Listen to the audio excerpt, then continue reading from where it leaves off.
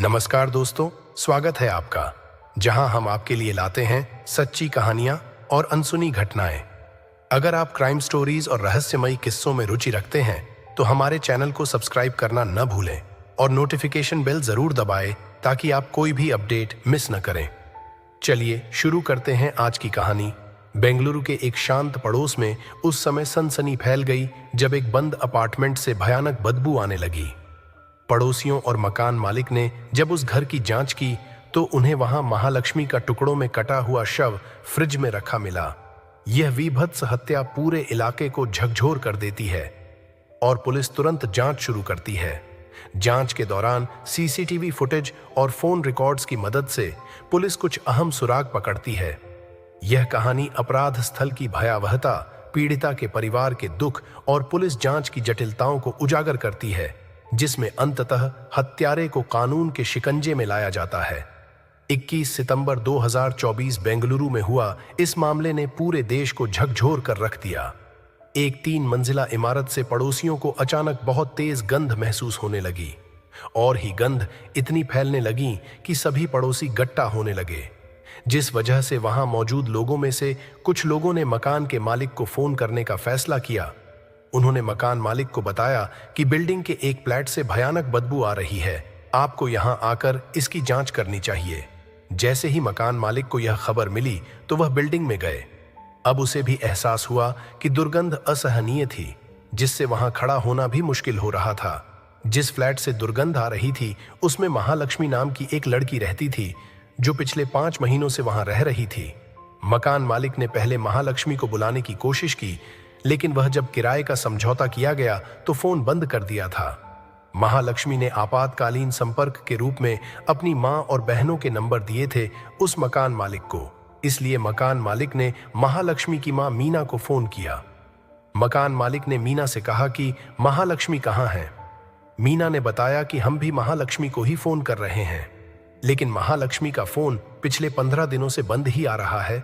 यह सुनने के बाद मकान मालिक ने कहा कि महालक्ष्मी के अपार्टमेंट से भयानक गंध आ रही है और मीना को आने के लिए कहा। यह बात सुनकर महालक्ष्मी का परिवार चिंतित हो गया। महालक्ष्मी की मां और बहन ने तुरंत ही महालक्ष्मी के फ्लैट के पास पहुंच गई, लेकिन बाहर से ताला लगा हुआ था। लेकिन महालक्ष्मी ने उसकी मां के पास एक चाबी रखी थी।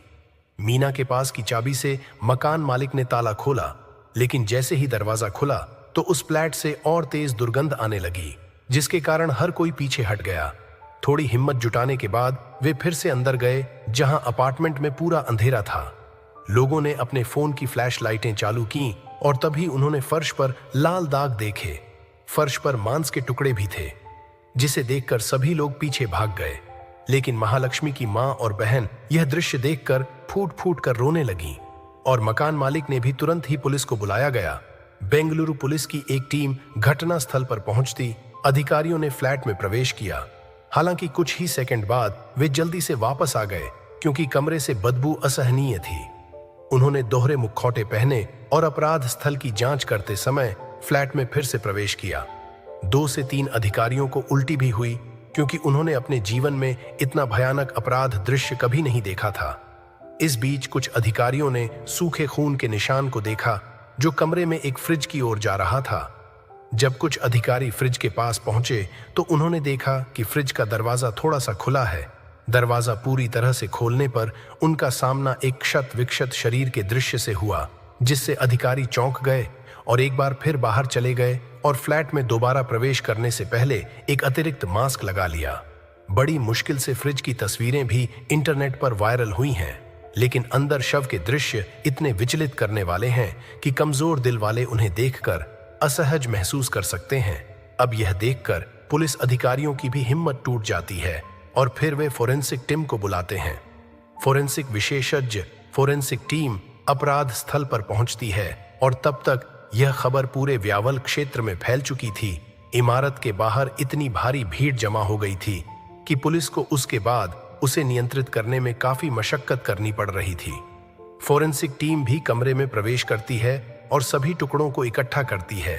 जब अस्पताल में टुकड़ों की गिनती की गई तो फोरेंसिक टीम ने शरीर के चेहरे को देखकर कुल 59 टुकड़े बरामद किए थे। यह सभी को स्पष्ट था कि ये टुकड़े शरीर के हैं।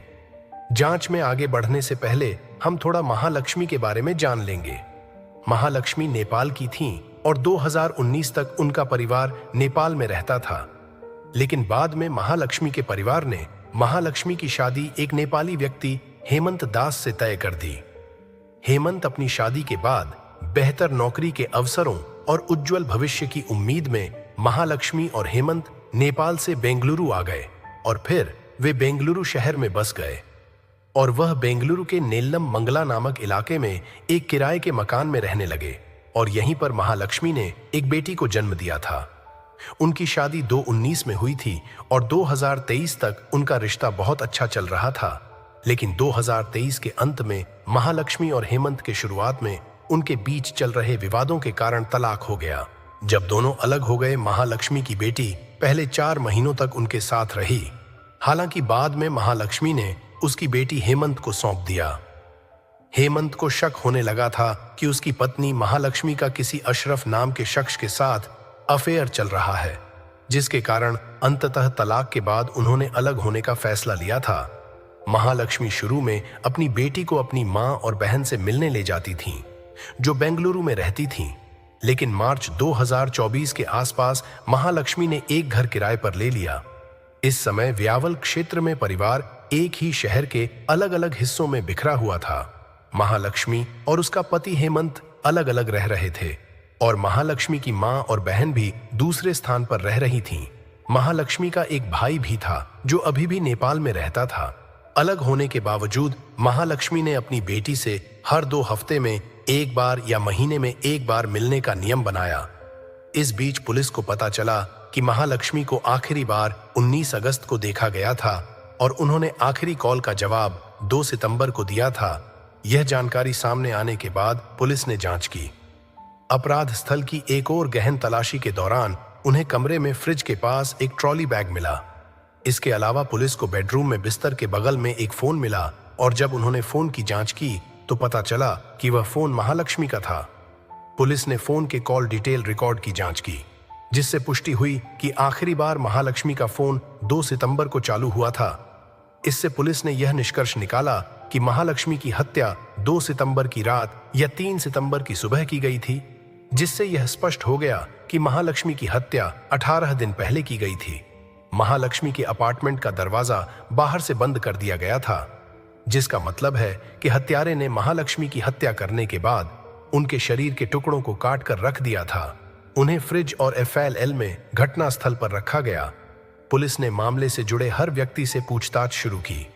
इस समय तक महालक्ष्मी के शव का पोस्टमार्टम हो चुका था और बाद में पुलिस ने उनके शव को उनके परिवार को सौंप दिया। तब तक महालक्ष्मी के भाई भी नेपाल से आ चुका था और वह बेंगलुरु में अपना अंतिम संस्कार किया। इसके बाद पुलिस ने अपनी जांच शुरू की और मामला तब तक काफी महत्वपूर्ण हो चुका था, इसलिए कई पुलिस टीमों ने अलग अलग दिशाओं में जांच शुरू कर दी। जबकि एक टीम महालक्ष्मी के रिश्तेदारों और पड़ोसियों से बात कर रही थी, दूसरी टीम हर CCTV को खंगालने की कोशिश कर रही थी। इलाके में कैमरा, हालांकि संयोग से महालक्ष्मी जिस गली में रहती थीं, वहां कोई CCTV कैमरा नहीं था। लेकिन जब पुलिस ने पड़ोसियों से पूछताछ की तो पता चला कि महालक्ष्मी अपने पड़ोसियों को अच्छी तरह से नहीं जानती थीं। दरअसल महालक्ष्मी हर दिन करीब 9 बजे अपने घर से निकल जाती थीं। आमतौर पर लोग सुबह उठकर काम पर चले जाते थे, इसलिए महालक्ष्मी को सुबह किसी से बात करने का मौका नहीं मिलता था। इसके अलावा जब वह रात 10:30 बजे लौटती थीं, लोग या तो सो रहे थे या अपने घरों के अंदर थे। हालांकि इस बीच कुछ पड़ोसियों ने बताया कि कई बार एक अनजान आदमी अपनी बाइक पर महालक्ष्मी को उनके घर तक लेने और छोड़ने आता था। यह सुनकर पुलिस का शक इस अज्ञात आदमी की ओर हो गया। बेंगलुरु पुलिस ने मान लिया कि अज्ञात व्यक्ति अशरफ ही था, जिसके वजह से महालक्ष्मी ने उसके पति हेमंत को तलाक दिया था। इस वजह से बेंगलुरु पुलिस ने अशरफ को मुख्य संदिग्ध मानना शुरू कर दिया और उसकी तलाश शुरू कर दी। बाद में हेमंत ने व्यक्तिगत रूप से पुलिस को अशरफ तक पहुंचाया, जो संयोग से था। उस समय पुलिस अशरफ को थाने ले आई और उससे 12 घंटे तक पूछताछ की। इस दौरान उन्होंने पिछले महीने के उसके कॉल रिकॉर्ड और 1 सितंबर से 21 सितंबर तक की उसकी लोकेशन की जांच की। हालांकि अशरफ ने महालक्ष्मी से संपर्क नहीं किया था। काफी समय तक जहां महालक्ष्मी रहती थी, पुलिस ने उसकी दुकान और घर के पड़ोसियों से भी पूछताछ की। पुलिस ने अशरफ के साथ साथ हेमंत को भी इस मामले में क्लीन चिट दे दी थी। इसका मतलब यह हुआ कि पुलिस के सामने अभी भी यही सवाल था कि वह शख्स कौन था जिसने महालक्ष्मी की बेरहमी से हत्या कर दी। हालांकि इस दौरान पुलिस ने महालक्ष्मी के 3 अन्य दोस्तों पर संदेह हुआ। बाद में उन्हें ऐसे सबूत मिले जिससे तीनों संदेह से मुक्त हो गए।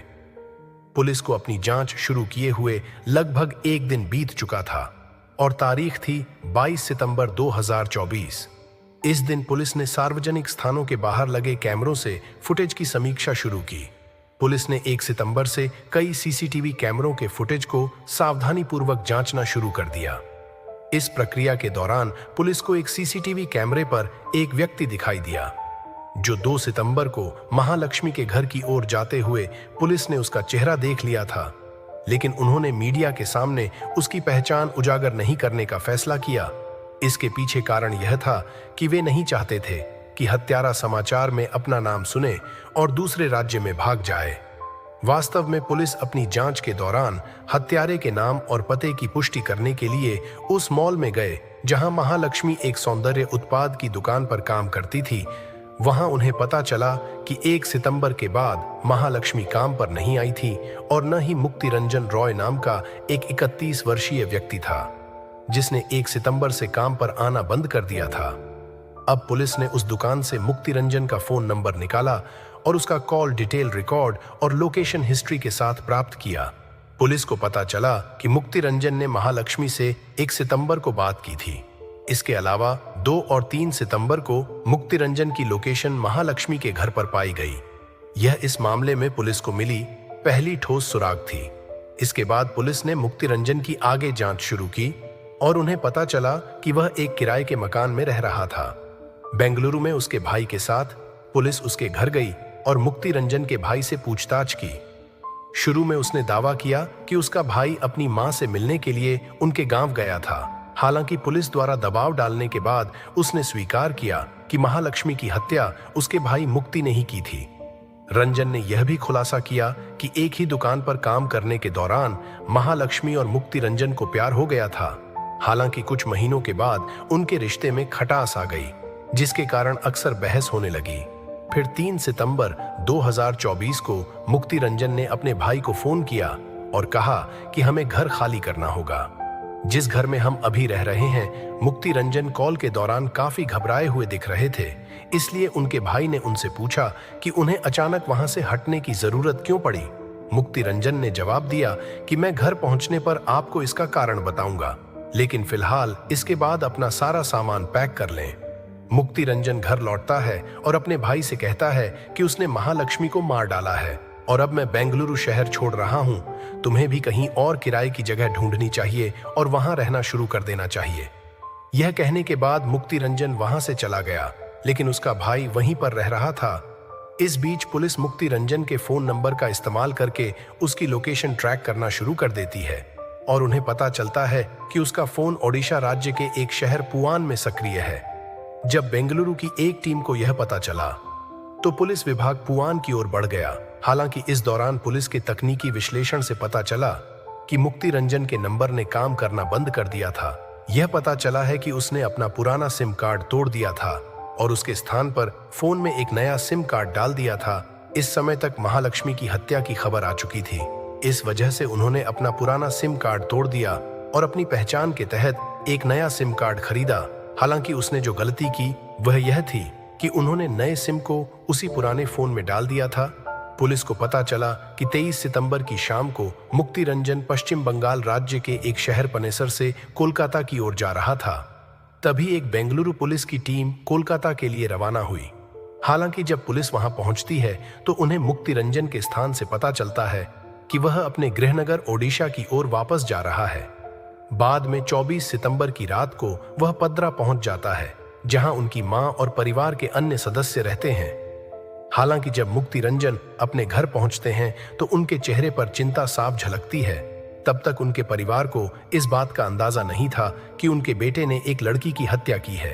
पूरा परिवार फिर सो जाता है, लेकिन 25 सितंबर को सुबह 4 बजे अचानक मुक्ति रंजन जाग गया और वह अपना लैपटॉप और कुछ अन्य सामान अपने बैग में पैक करता है और अपने पिता के स्कूटर लेकर निकल जाता है। उसके बाद वह अपने घर से लगभग 3 किलोमीटर की दूरी तय करता है और एक कब्रिस्तान के पास अपना स्कूटर रोकता है। सुबह 7 बजे जब कुछ लोग वहां से गुजर रहे थे तो उन्होंने एक आदमी को पेड़ के साथ देखा। वास्तव में पेड़ से लटका हुआ व्यक्ति कोई और नहीं बल्कि महालक्ष्मी का हत्यारा मुक्ति रंजन था। लोगों ने ओडिशा पुलिस को सूचित किया। अपराध स्थल पर मौजूद कुछ लोगों ने मुक्ति रंजन की पहचान की और उनके परिवार के सदस्यों को भी सूचित किया गया। पुलिस ने उसके शव को पास के अस्पताल में भेज दिया, जबकि दूसरी तरफ उन्होंने मुक्ति रंजन के स्कूटर और बैग की तलाशी ली। यहाँ ओडिशा पुलिस को एक डायरी मिली और उस डायरी से उन्हें पता चलता है कि मुक्ति रंजन ने अपनी जान क्यों ली। मुक्ति रंजन ने डायरी में लिखा कि मैंने महालक्ष्मी को मार डाला, जिससे मैं प्यार करता था। वास्तव में मैं उसके व्यवहार से बहुत परेशान था और हमारे बीच 3 सितंबर की रात को बहस हुई थी। दूसरा, उस लड़ाई के दौरान चीजें शारीरिक हिंसा तक बढ़ गईं और गुस्से में आकर मैंने महालक्ष्मी की हत्या कर दी। हालांकि पुलिस द्वारा पकड़े जाने से बचने के लिए मैंने महालक्ष्मी के शरीर के टुकड़े टुकड़े कर दिए ताकि मैं आसानी से उसका निपटान कर सकूं। गुस्से में आकर मैंने अनजाने में एक भयानक गलती कर दी। यही वजह है कि मैंने आज एक महत्वपूर्ण कदम उठाने जा रहा हूं। अब उस नोट से यह स्पष्ट हो गया कि मुक्ति रंजन वास्तव में गुस्से में आकर महालक्ष्मी की हत्या के लिए जिम्मेदार था। हालांकि पुलिस ने यह भी अनुमान लगाया कि महालक्ष्मी के फ्लैट के अंदर मिला ट्रॉली बैग वहीं था जहां मुक्ति रंजन सामान पैक करने की तैयारी कर रहा था। उसके शव को कहीं दूर ठिकाने लगाना था, लेकिन भारी भीड़भाड़ वाले इलाके के कारण उसे कभी भी महालक्ष्मी के शव को बाहर फेंकने का मौका नहीं मिला। हालांकि बेंगलुरु पुलिस टीम मुक्ति रंजन के स्थान तक पहुंचने में कामयाब रही, लेकिन अंततः उन्हें केवल उनका शव मिला। हालांकि बेंगलुरु पुलिस को अभी तक वह धारदार हथियार बरामद नहीं हुआ था जिसके साथ मुक्ति रंजन ने महालक्ष्मी के शरीर को टुकड़े टुकड़े कर दिया था। इस तरह महालक्ष्मी की जघन्य हत्या ने पूरे समाज को झकझोर कर रख दिया। यह एक ऐसी घटना है जो न केवल एक निर्दोष की जिंदगी को खत्म कर देती है, बल्कि हम सब के लिए एक चेतावनी भी है कि कभी कभी हमारे आसपास छिपे लोग कितने खतरनाक हो सकते हैं। पुलिस की मुस्तैदी और कठोर जांच ने अपराधी को उसके अंजाम तक पहुंचाया, लेकिन इस घटना ने एक गहरी छाप छोड़ दी है जिसे भूलना मुश्किल है। अगर आपको यह वीडियो जानकारीपूर्ण लगा हो तो इसे लाइक करें, अपने विचार नीचे कमेंट में साझा करें और हमारे चैनल को सब्सक्राइब करें ताकि आप ऐसी ही और सच्ची कहानियों से जुड़े रह सकें। धन्यवाद।